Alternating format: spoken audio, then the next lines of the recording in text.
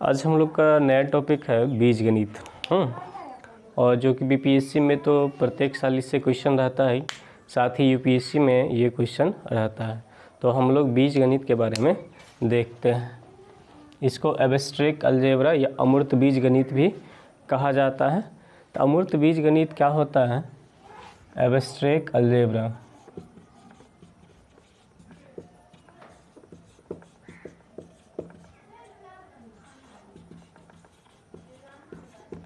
अमूर्त बीजगणित, ठीक। हिंदी क्या है इसका? है अमूर्त बीजगणित। अमूर्त बीजगणित के बारे में बात करें तो ये टॉपिक थोड़ा सा लॉजिकल माना जाता है, इसलिए स्टूडेंट के प्रति ये टॉपिक थोड़ा सा कठिन माना जाता है। तो हम कोशिश करेंगे ये टॉपिक को थोड़ा सा इजी बनाने के लिए। तो अमूर्त बीजगणित पढ़ने से पहले हमको जानना पड़ेगा जो द्विआधारी संक्रिया क्या होती है, बाइनरी ऑपरेशन क्या होते हैं। देखते हैं। द्विआधारी संक्रिया, बाइनरी ऑपरेशन। बाइनरी ऑपरेशन वो होते हैं जिसे हम मान लेते हैं कोई सेट लेट कर लेते हैं, एस बी एनी सेट और इसमें इस सेट में कोई ऑपरेशन लगाते हैं, ठीक है। मान लेते हैं इस सेट से दो एलिमेंट चुन लेते हैं, ए और बी बिलोंग्स टू एस, और इससे कोई ऑपरेशन लगाते हैं, स्टार ऑपरेशन है, ए स्टार बी। और ये ऑपरेशन करने के बाद जो भी नया एलिमेंट आ जाए, मान लेते हैं सी आया, अगर वो सेट सही है तो कहेंगे यह बाइनरी ऑपरेशन है, अन्यथा ये बाइनरी ऑपरेशन नहीं कहलाएगा, द्विआधारी संक्रिया नहीं कहलाएंगे। कहने का मतलब है, एग्जाम्पल के तौर पर ले लेते हैं, अगर सेट एन है नेचुरल नंबर 1 2 3 4 सोन, अगर ये नेचुरल नंबर का सेट है, इसमें से दो नेचुरल नंबर उठाते हैं और एडिशन के लिए इसको चेक करते हैं, ठीक है। प्राकृतिक संख्या है, जोड़ के लिए देखते हैं ये बाइनरी ऑपरेशन कहलाता है कि नहीं। तो यहाँ से ले लेते हैं 4 और 5, ये क्या है? प्राकृतिक संख्या से है, हाँ, नेचुरल नंबर से है, और इसको जोड़ते हैं 4 + 5। ऑपरेशन क्या? जोड़। ऑपरेशन मतलब जोड़ घटाव गुना भाग, या ऑपरेशन डिफाइंड भी रहेगा, जिसे ए स्टार का मतलब ए स्टार, बी का मतलब A square plus B square plus 2ab, ये भी एक ऑपरेशन है। तो बुक में ऑपरेशन अगर डिफाइंड कर दिया तो वो भी एक प्रकार का ऑपरेशन है, ठीक। तो ऑपरेशन बात करते हैं 4 + 5, 4 + 5 क्या? 9। क्या 9 है? क्या ये प्राकृतिक संख्या के अंतर्गत है? ये 9 इससे बिलोंग करता है? करता है। तो कहने का मतलब ये प्लस जो है ये बाइनरी ऑपरेशन कहलाएगा, द्विआधारी संक्रिया कहलाएगा। तो हमारा टॉपिक यहाँ से शुरू होता है। मुख्य रूप से हमको पढ़ना होता है बीजगणित में और ग्रुप एंड रिंग और फील्ड, ठीक। ग्रुप मतलब समूह, रिंग का होता है वलय, और फील्ड का होता है क्षेत्र। ये 3 टॉपिक हैं और थोड़ा सा लॉजिकल है। अगर शुरू से आप समझ पाइएगा तो पूरा टॉपिक आसान हो जाएगा, अगर शुरू से ही नहीं समझ पाइएगा तो पूरा टॉपिक आपके लिए बहुत ही डिफ़िकल्ट होगा। तो बात करते हैं ग्रुप पे आने से पहले, ग्रुप में कुछ ऐसा प्रश्न आते हैं जिसमें कुछ स्पेशल टॉपिक होते हैं जिसका यूज हमेशा आते रहता है। तो सबसे पहले उसके बारे में देख लेते हैं। तो सबसे पहले यहाँ से देखना पड़ेगा residue modulo. Residue modulo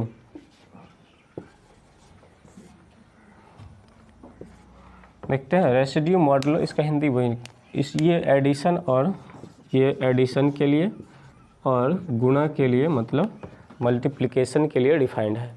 residue modulo क्या होता है? जैसे a + b, ठीक है, और ई डिफाइंड रहेगा। रेसिड्यू मॉडुलो 7 3 4 n, मान लेते हैं यहाँ n है, इसको इस तरह से भी लिख देंगे a + n। इसका मतलब है कि आप सबसे पहले तो a + b को जोड़िए और n से डिवाइड कीजिए, और जो रिमाइंडर आएगा उसको यहाँ पे इसका आंसर होगा, जो शेषफल आएगा वो इसका क्या होगा? आंसर होगा। तो मान लेते हैं रेसिड्यू मॉडुलो इस तरह से डिफाइंड है, +7 मतलब इसमें एलिमेंट एक कम होगा, तो क्या होगा, 0 होगा, 1 होगा, 2 होगा, 3 होगा, 4 होगा, 5 होगा, 6 मान लेते हैं, ठीक है, +7 के लिए। और रेसिड्यू मॉडुलो हमको निकालना +7 के लिए, और 4 + 5 ले लेते हैं, और इसमें क्या रेसिड्यू मॉडुलो 7 करना है। तो क्या करना, 4 5 9, और 9 को 7 से भाग देना, शेषफल देखना है। तो 9 को 7 से भाग देंगे, शेषफल आएगा 2। तो इसी में ये एलिमेंट आ गया। ध्यान रखना है कि रेसिड्यू मॉडुलो में जो भी एलिमेंट आएगा उसका रिजल्ट जो भी आएगा इसी सेट के अंतर्गत होना चाहिए। और भी निकाल सकते हैं, 5 + रेसिड्यू मॉडुलो 7 और 6, तो 6 5 11, 11 को 7 से भाग देंगे तो कितना रिजल्ट आएगा, 7 4 11 ना, तो यहाँ 4 आंसर आ गया। समझ में आया। इसी तरह मल्टीप्लिकेशन के लिए भी हो सकता है। अगर इसको डिफाइन करते हैं गुना के लिए, यही रेसिड्यू गुना करते हैं, हाँ, गुना 7 के लिए रेसिड्यू गुना कर लेते हैं, 1 2 3 4 5 6, ठीक है। इसमें गुना में तो ये 0 नहीं आएगा। तो गुना के लिए बात करें क्या है कि इसका आइडेंटिटी एलिमेंट 1 है और इस यहाँ पे क्या 0 है। तो 5 × 6 रेसिड्यू मॉडुलो 6 निकालते हैं, 6 5 30, 30 को 7 से भाग देंगे, हमको चाहिए क्या, शेषफल। तो शेषफल यहाँ पे कितना आएगा, तो शेषफल यहाँ पे आएगा 7 चौके 28, आ जाएगा 2, तो ये हो गया। समझ में आया सबको। एडिशन मॉडुलो और रेसिड्यू मॉडुलो समझ में आ गया।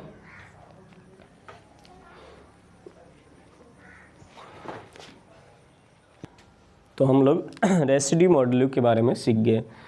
एक और देखते हैं, रेसिड्यू मॉडुलो 5 के लिए देखते हैं। एडिशन के लिए देखेंगे तो 1, एडिशन के लिए 0 1 2 3 4, ये रेसिड्यू मॉडुलो 5 है।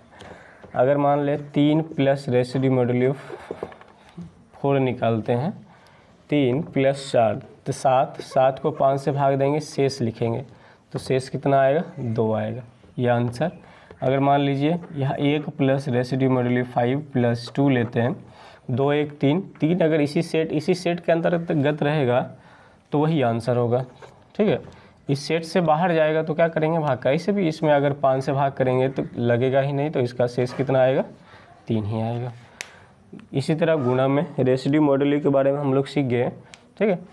तो और भी टर्म इसमें यूज आता है, जैसे nth रूट ऑफ यूनिटी, ठीक है।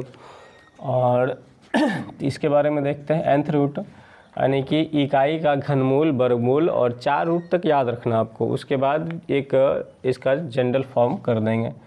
तो इकाई का वर्गमूल पहले निकालते हैं, इकाई का वर्गमूल, ठीक है।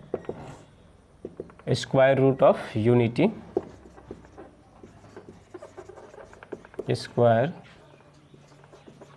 Roots of unity. तो बात करते हैं स्क्वायर रूट ऑफ यूनिटी, इकाई का वर्गमूल क्या होगा। तो इकाई के वर्गमूल में बात करेंगे तो मान लेते इकाई मतलब 1 का वर्गमूल हम मान लिए x आया, लेट कर लिया, ठीक है। इसी को निकालना, दोनों तरफ वर्ग करेंगे, 1 = x² और x² - 1 = 0। 1 का स्क्वायर यहाँ चढ़ा सकते हैं, +b × a - b कर सकते हैं, बराबर 0। यहाँ से निकालेंगे x + 1 = 0 या x - 1 = 0, x बराबर हो गया -1, यहाँ x बराबर हो गया 1। इकाई का यहाँ से आ गया इकाई का वर्गमूल या स्क्वायर रूट ऑफ यूनिटी हो, जो आ गया 1 आ गया, -1 आ गया और 1 आ गया, ठीक है। अच्छा, क्यूब रूट देखते हैं। इकाई का घनमूल क्या होगा, cube roots of unity. Cube roots of unity देखेंगे तो इसी तरह से लेट कर लेते हैं।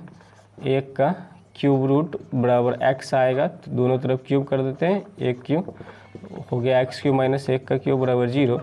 तो a - b और a² + ab + b² बराबर 0। यहाँ से 0 करेंगे तो x - 1 बराबर 0 और x² + x + 1 बराबर 0। इसका तो होगा सीधी धारा चार्ज, फॉर्मूला लगा दे -b + -√b² और 1 के स्क्वायर -4ac/2a। तो x बराबर -1 + ये होगा -√3/2 और यहाँ से होगा x बराबर -1 + -√3। रूट -1 को i बोलते हैं तो i लिख देते हैं, ठीक, /2।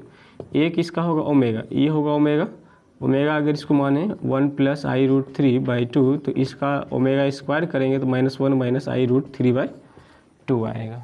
ठीक है, इस तरह से आएगा। तो यहाँ से क्यूब रूट ऑफ यूनिटी कितना हो गया, क्यूब रूट ऑफ यूनिटी जो आ गया कितना आ गया, 1 आ गया, ओमेगा आ गया, ओमेगा स्क्वायर आ गया। इसमें एक चीज़ ध्यान रखिएगा, अगर ओमेगा क्यूब करते हैं तो 1 आता, ओमेगा क्यूब करेंगे तो क्या आएगा, 1 आएगा। और आई में बात करते हैं, अगर आई के बारे में जाने, आई स्क्वायर का मान -1 होता है तो आई की पावर 4 होगा 1। ठीक, इस बात को हमेशा ध्यान रखिएगा। तो इसको थोड़ा मिटाते हैं, तो मिटाना। तो नेक्स्ट बात करते हैं फोर्थ रूट ऑफ यूनिटी। ठीक,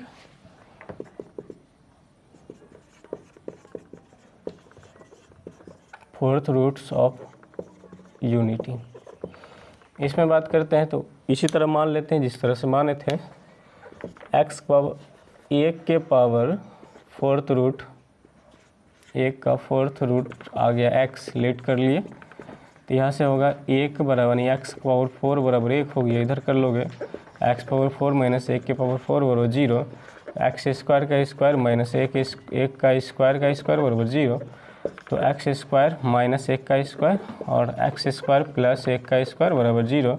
यहाँ से होगा x + 1 इंटू x - 1 और x स्क्वायर प्लस 1 का स्क्वायर, इसको हम लिख सकते हैं यानी कि -i स्क्वायर लिख सकते हैं। क्या हम अभी जान रहे हैं आई स्क्वायर का मान कितना होता है, -1, तो -i स्क्वायर का मान क्या हो जाएगा, +1 हो जाएगा बराबर 0। यहाँ से क्या होगा x + 1, x - 1, x + i और x - i बराबर 0, तो x मान में निकल जाएगा क्या, 1 - 1 i - i।